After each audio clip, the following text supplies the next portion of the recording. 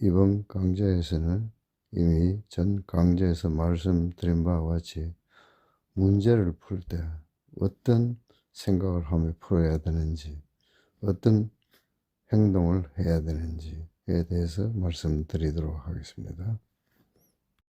우선 유튜브에 올라와 있는 소린TV에서 제공하는 동영상을 잠시 보여드리겠습니다. 이 동영상은 아주 내용이 좋네요. 여러분들도 원 동영상 한번 보시기 바랍니다. 안녕하세요.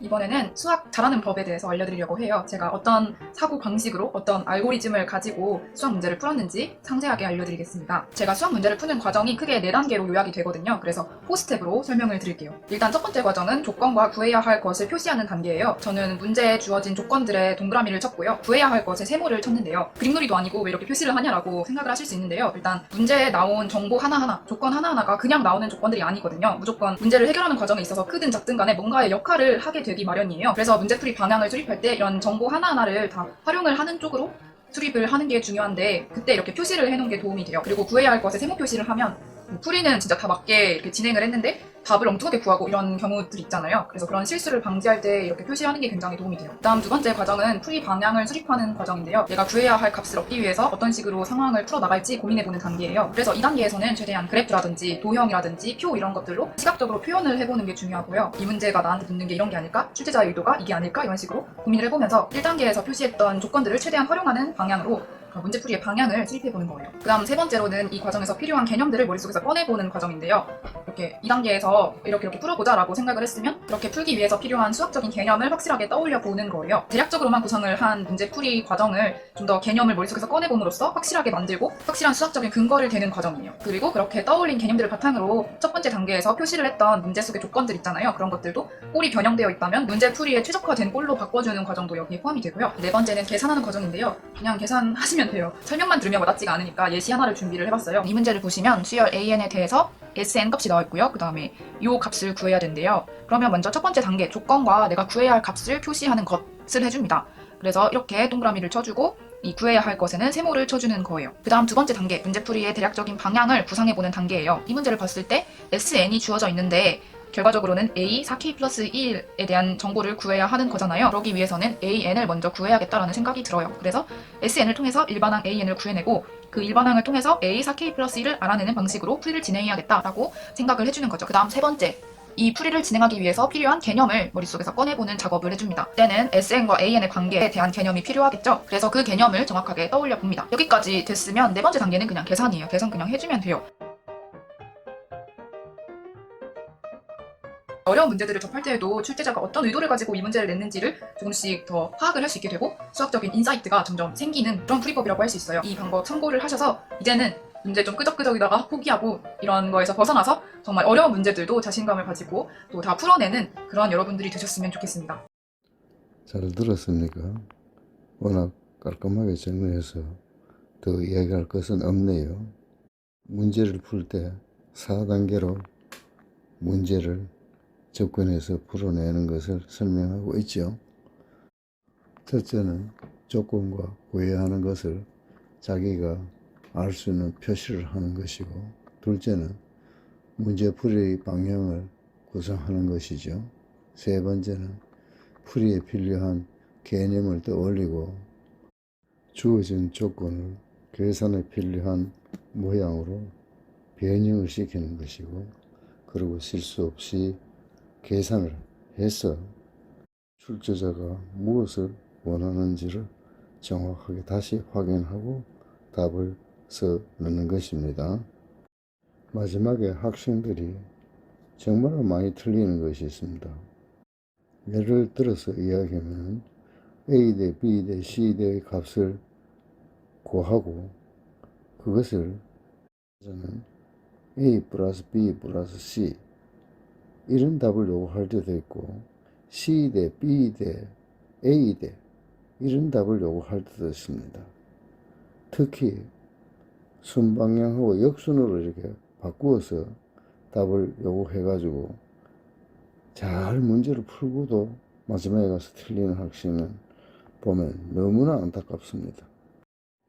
지금 여러분이 화면에 보고 있는 것은 선생님이 출제를 할 때 학생들의 어떠한 점을 알고 싶어서 출제하는가 하는 것을 알면 우리가 거기에 어떻게 대처해야 하는가를 알 수 있습니다. 첫 번째로 개념을 정확하게 이해하고 있는가 이것을 알아보고자 합니다. 그 다음에 두 번째로 주의사항을 잘 인지하고 있는가 이걸 또 알고 싶어 하시고, 그 다음으로는 빠른 속도로 문제를 풀 수 있는가, 또 다른 방법으로 풀이하는 방법을 알고 있는가, 마지막으로 꼼꼼하게 문제를 읽고 풀고 있는가, 이런 점을 알고 싶어 합니다. 그러면 이제 이 5가지에 대해서 좀 구체적으로 이 얘기를 해 드리겠습니다. 첫 번째, 개념을 정확하게 이해하고 있는가. 이것은 모든 과목에서 출제할 때 제일 첫 번째 목적이죠. 정확하게 이해하는가. 이것이 제일 중요한 것이기 때문이죠. 그 다음에 두 번째로 주의사항을 잘 알고 있는가. 이 점에 대해서 좀 언급을 하도록 하겠습니다. 이번에는 출제자가 주의사항을 잘 지켜서 문제를 푸는가를 보는 하나의 예제를 보도록 하겠습니다. 지금 화면에서와 같이 ax = b에서 x를 구하라 이런 문제를 주어졌을 경우에 x는 그냥 a분의 b이다 이렇게 써놓으면 안 되죠. 반드시 여기에는 단 a가 0이 아닐 때 이것을 반드시 붙여야 합니다. 상당수의 학생들이 이 부분을 붙이지 않습니다. 그러면 다른 예를 들어서 한번 왜 이런 단서를 반드시 붙여야 되는가를 얘기하도록 하겠습니다. 지금 x좌선 마이너스 2x는 이꼬르 0, 여기서 x를 구하고 x분의 1인 a의 값을 구하라. 이럴 경우에 우리는 이 식을 인수분해를 하면 x 갈로 x 마이너스 2는 이꼬르 0이 되고, 이것에서 x를 구하면 x가 0이거나 혹은 x가 2일 때 이 식이 성립하게 됩니다. 이때 x가 0일 때 대입하면 0분의 1 이렇게 되어서 해를 구할 수 없지요. 그래서 앞에서 언급한 같이 a가 0이 아닐 때 이런 조건을 붙여야 하는 것입니다. 그래서 이 식에서 해가 될 수 있는 것은 x가 2일 때이므로 a의 값은 2분의 1이 되어서 0,5가 해가 되겠습니다. 따라서 출제자는 이 점을 보고 있기 때문에 이런 것을 쓰지 않으면 큰 감점을 받게 됩니다. 다음에 출제자들은 우리가 위기 상황에 처했을 때 얼마나 빨리 대처할 수 있는가, 이런 것을 수학에서도 얼마나 빨리 문제를 풀어내는가, 이 점도 보려고 합니다. 극단적인 예를 들어보면 35 곱하기 35를 우리가 곱할 경우에 우리는 통속적인 방법으로 곱할 수도 있고, 어떤 학생들은 5를 2개 곱해서 25 해놓고 10자리에 있는 3은 1을 더하고 그냥 3을 곱해주면 12해서 1225 이렇게 풀어낼 수도 있습니다. 이런 훈련은 여러분들이 차를 타고 간다든지 이럴 경우에 숫자 놀이를 해 보십시오. 거기 차의 번호판에 있는 숫자를 누가 빨리 더하고 그 다음에 어떻게 곱하고 이런 것을 평소에 좀 친구들하고 놀이를 하면 상당히 빠르게 계산하는 능력이 생기게 됩니다. 다음으로 또 선생님들이 노리는 점이 무엇이냐 하면, 같은 문제인데 여러 가지 방법으로 풀 수 있는 경우가 있습니다. 예를 들어서 덧셈과 곱셈, 그것이 덧셈으로도 풀 수 있고 곱셈으로도 풀 수 있을 때 여러분들은 곱셈으로 푸는 것이 훨씬 빠릅니다.